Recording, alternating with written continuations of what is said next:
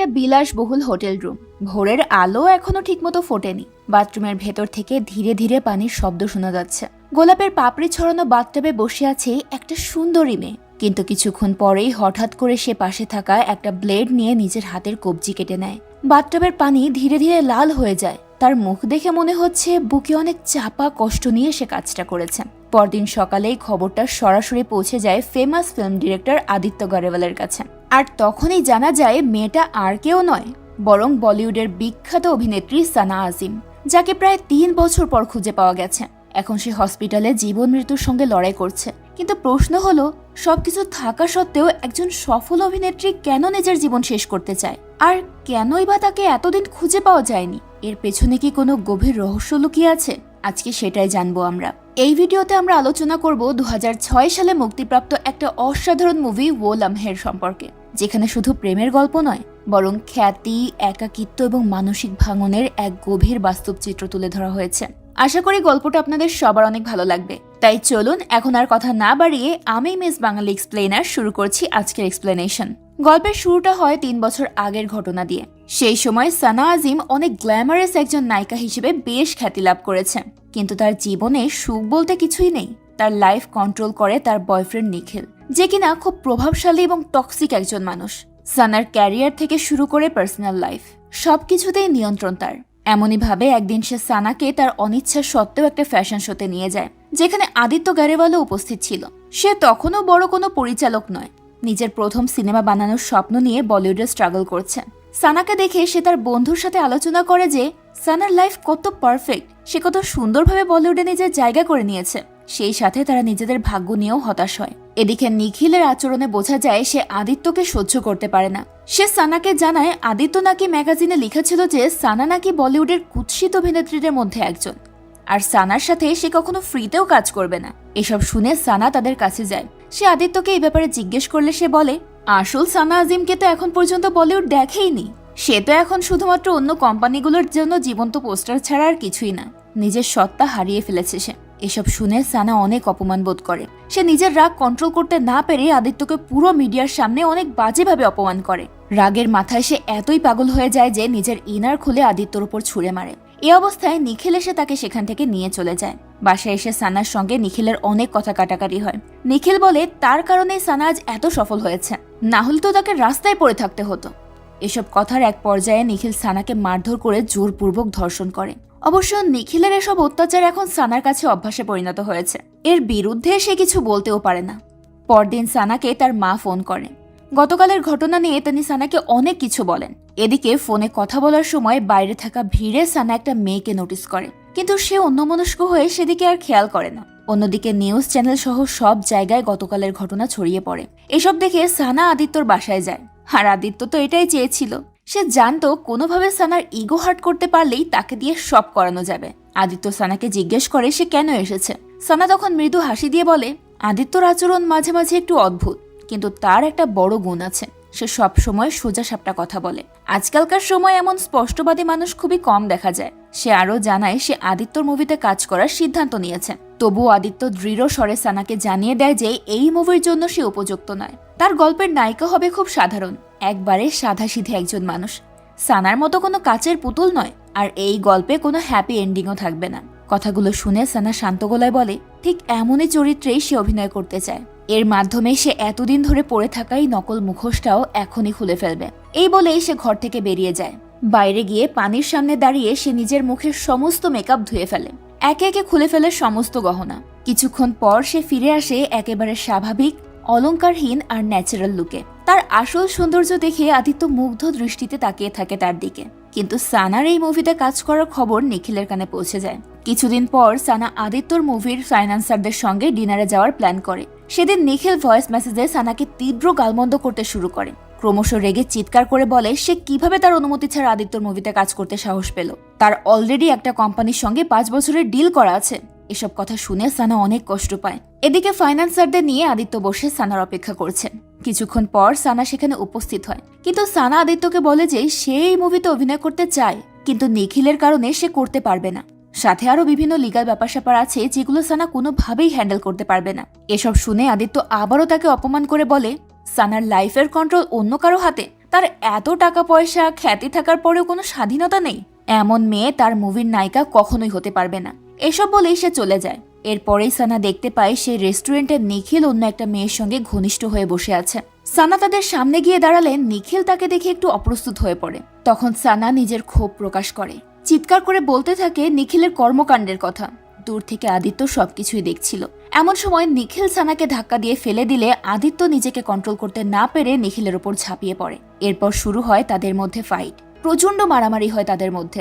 পরের সিনে দেখা যায় সানা লাগেজ প্যাক করছে। নিখিলের সমস্ত জিনিসপত্র সে লাগেজে ভরে নিখিলকে সেখান থেকে চলে যেতে বলে। কিন্তু তখন নিখিল খুব শান্ত এবং ধীরস্থিরভাবে সানাকে বোঝায় যে সে সানার জন্য কত কিছু করেছে। তাই সবকিছু ভুলে সে সানাকে নিয়ে দূরে কোথাও চলে যেতে চায়। কিন্তু সানা পরিষ্কারভাবে জানিয়ে দেয় সে আর নিখিলের সঙ্গে থাকতে চায় না।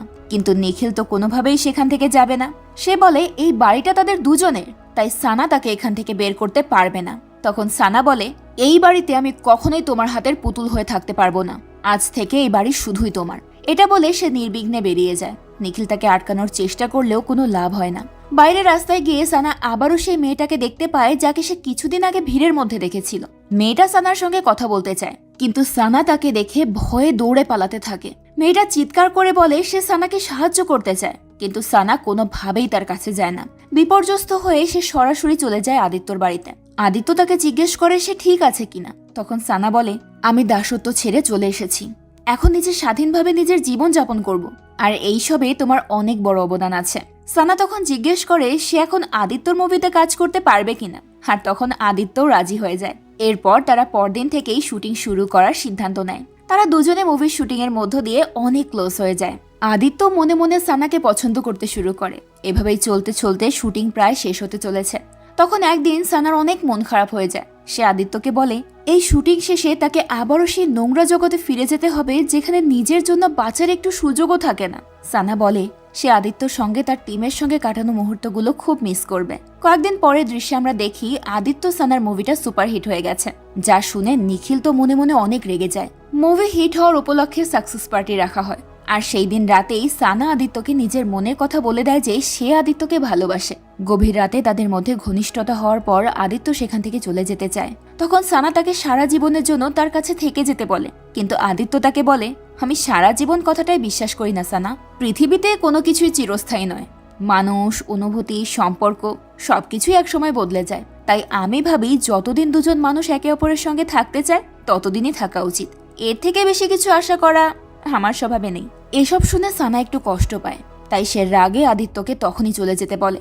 আদিত্য অপমানিত বোধ করে সেখান থেকে চলে যায়। এরপর সানা একটা সিগারেট ধরিয়ে কান্না করতে শুরু করে। ঠিক তখনই দরজায় টোকা পড়ে। সেভাবে হয়তো আদিত্য ফিরে এসেছে, কিন্তু দরজা খুলতেই সে দেখতে পায় সেই মেয়েটা দাঁড়িয়ে আছে যে আগেও কয়েকবার তার পিছু নিয়েছিল।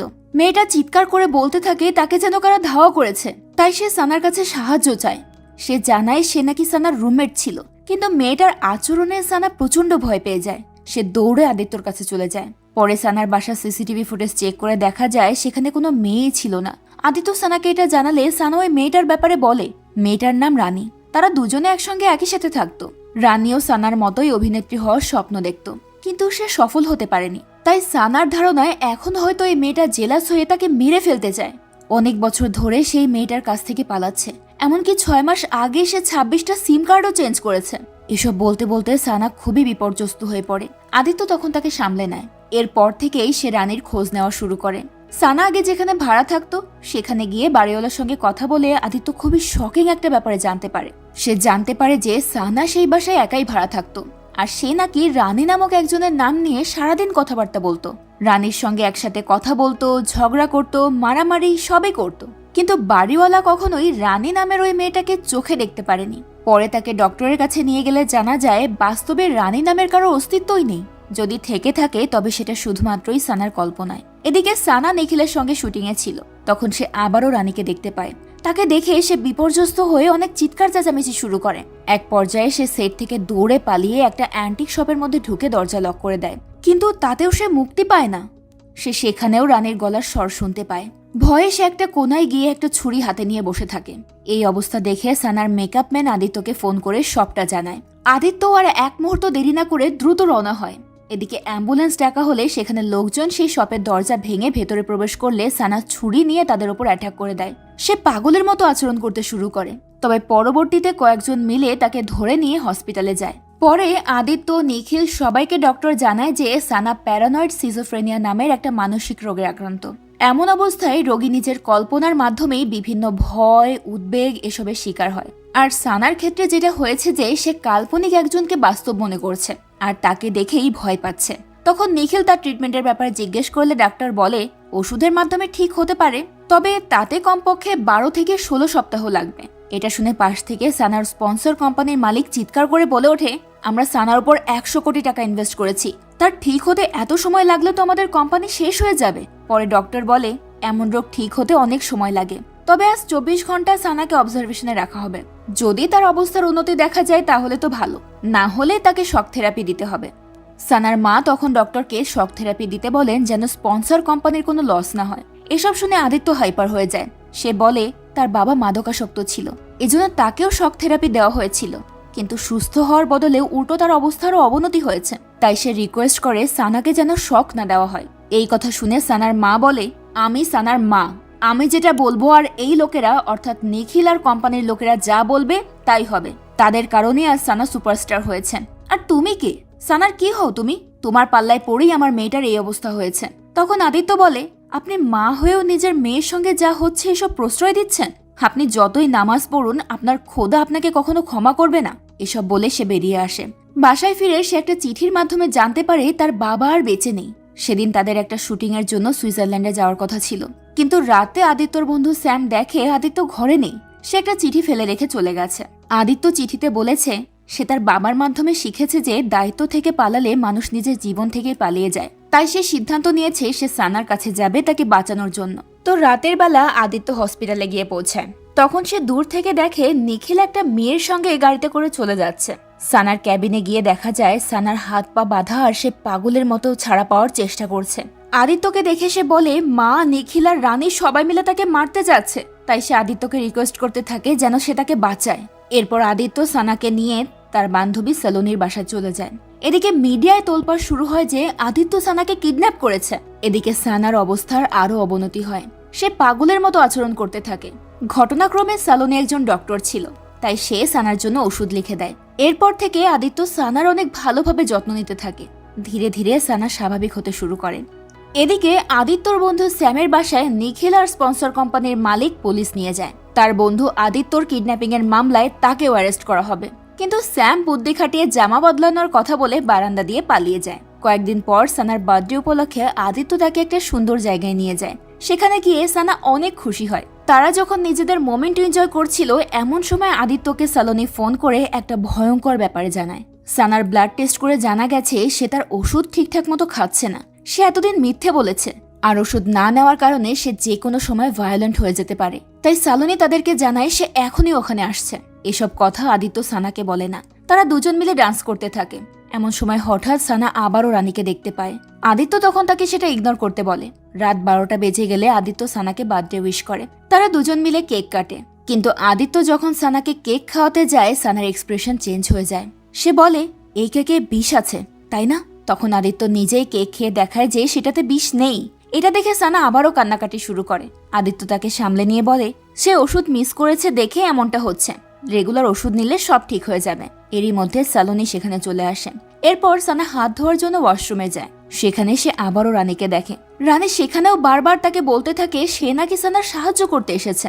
সানা তখন রানীকে ইগনোর করে এবং নিজেকে বোঝানোর চেষ্টা করে যে এই সবকিছুই তার কল্পনা, কিন্তু রানী এমন ভাবে কথা বলে যেন সে বাস্তব।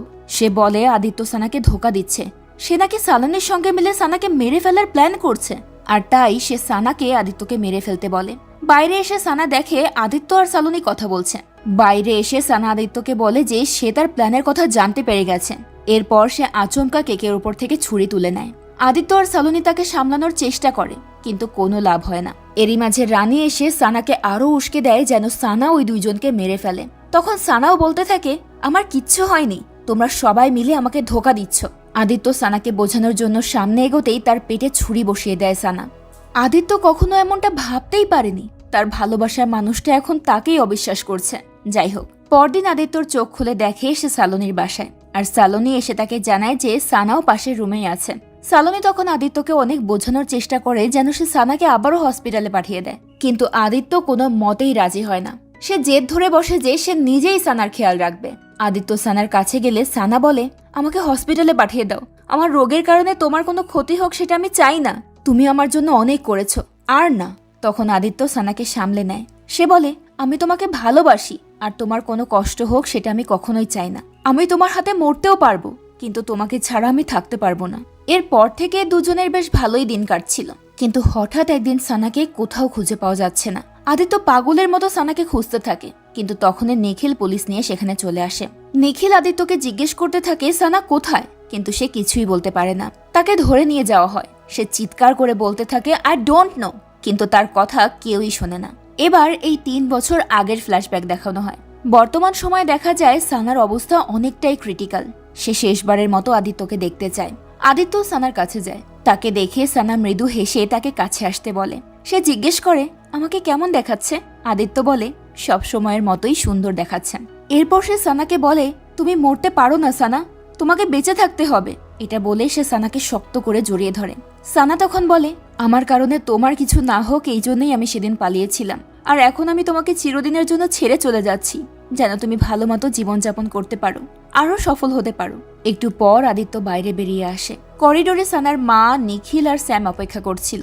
আদিত্য কিছুক্ষণ চুপ করে দাঁড়িয়ে থেকে নিচু গলায় বলে, হসপিটালে কিছু ফর্মালিটি আছে, সেগুলো পূরণ করতে হবে। সানার মা কাপা গলায় জিজ্ঞেস করে, সে চলে গেছে? প্রশ্নটা শুনে আদিত্য আর কিছুই বলতে পারে না। শুধু তার চোখ থেকে নীরবে কয়েক ফোঁটা অশ্রু গড়িয়ে পড়ে, আর সেই কয়েক ফোঁটা অশ্রুই সমস্ত উত্তর দিয়ে দিল। কারো আর বুঝতে বাকি রইল না সানা আর বেঁচে নেই। সানার মা কান্নায় ভেঙে পড়লেন। নিখিল তখন অনুতাপের সাথে আদিত্যকে বলে, আমার মতো মানুষের কিছু একটা ব্যবস্থা হয়ে যাবে, কিন্তু তুমি কি করবে, কিভাবে বেঁচে থাকবে? আদিত্য উত্তরে বলে, আমি সত্যিই জানি না। গল্পের শেষটা হয় একটা সমুদ্রের দৃশ্য দিয়ে, যেখানে কিছু বাচ্চা মিলে বালি দিয়ে দুর্গ বানাচ্ছে। এটা দেখে আদিত্যর মনে পড়ে যায় সে একবার সানাকে বলেছিল, আমাদের জীবন বালির দুর্গের মতো, সমুদ্রের ঢেউ এসে তাকে ভাসিয়ে নিয়ে যায়, কিন্তু জীবনে কাটানো সেই মুহূর্তগুলোই সব সময় স্মৃতির পাতায় থেকে যায়। ঠিক সেইভাবেই আমাদের একসাথে কাটানো মুহূর্তগুলো চিরকাল বেঁচে থাকবে। তবে সানার স্মৃতি আদিত্যর মনে চিরকাল বেঁচে থাকলেও এই গল্পটা এখানেই শেষ হয়ে যায়। এই মুভি আমাদেরকে একটা গুরুত্বপূর্ণ বিষয় মনে করিয়ে দেয়। বাইরে থেকে কারো জীবন যতটাই নিখুঁত মনে হোক না কেন, তার ভেতরে হয়তো এমন যুদ্ধ চলছে যা আমরা কল্পনাও করতে পারি না। এমন অসংখ্য মানুষ আছে যারা প্রতিদিন নিজেদের ভেতরের অদৃশ্য লড়াইয়ের সঙ্গে যুদ্ধ করে যাচ্ছে। মানুষের জীবনে এমন কিছু মুহূর্ত থাকে যা সময়ের সঙ্গে হারিয়ে যায় ঠিকই, কিন্তু স্মৃতির পাতায় চিরকাল থেকে যায়। আর হয়তো এই কারণেই এই মুভিটার নাম वो लम्हे, অর্থাৎ সেই মুহূর্ত। আপনি চাইলে স্ক্রিনে থাকা এই ভিডিওটাও দেখতে পারেন, যেখানে ছেলেটা তার গার্লফ্রেন্ডের সাথে শারীরিক সম্পর্ক করে তাকে কোম্পানি থেকে বের করে দেয়, আর এক সময় যখন তার গার্লফ্রেন্ড প্রেগনেন্ট হয় তখন সেই বাচ্চাটাকেও মেরে ফেলে। এই অন্যায়ের প্রতিশোধ নেওয়ার জন্য মেয়েটা যেসব মাস্টার প্ল্যান বানায় তা দেখলে আপনি ভিডিও থেকে চোখই সরাতে পারবেন না।